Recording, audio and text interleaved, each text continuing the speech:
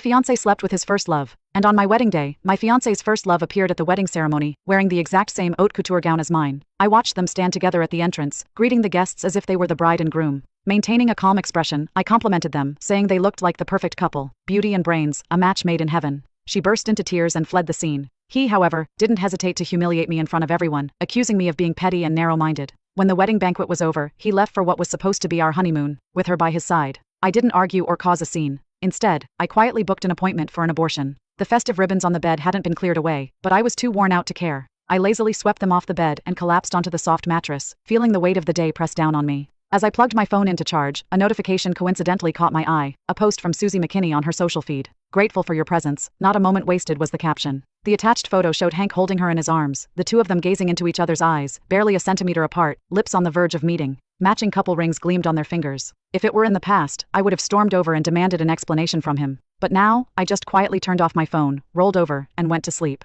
The following days passed in silence. I didn't receive a single message from Hank. Instead, my feed was constantly flooded with Susie's updates, photos of them kissing, shopping, laughing together, as if flaunting their happiness for the world to see. I didn't react, didn't feel anger or sadness. Instead, I contacted a lawyer and began preparing for a divorce. Hank Dawson and I had been together for 8 years, since our university days. Although we had only recently hosted our wedding ceremony, in actuality, we had sealed our marriage legally right after graduation. It was a quiet, impulsive moment, no ceremony, no bridal gifts, no jewelry, just the reckless passion of two young lovers. But now, that passion had long since faded, leaving behind nothing but a mess to clean up. Nearly 2 weeks later, I was sitting at home, reviewing the draft my lawyer had prepared for the divorce. The house was quiet, but suddenly, the sound of a key turning in the lock broke the silence. I looked up, and there they were, Hank walking in hand with Susie. Our eyes met, and I saw a flicker of awkwardness flash across his face. He quickly let go of her hand, his voice strained as he tried to explain. "How many times do I have to tell you, there's nothing between me and Susie?" I cut him off mid-sentence, tired of the same old lie. "You and her are just like brother and sister." "Yes, I know."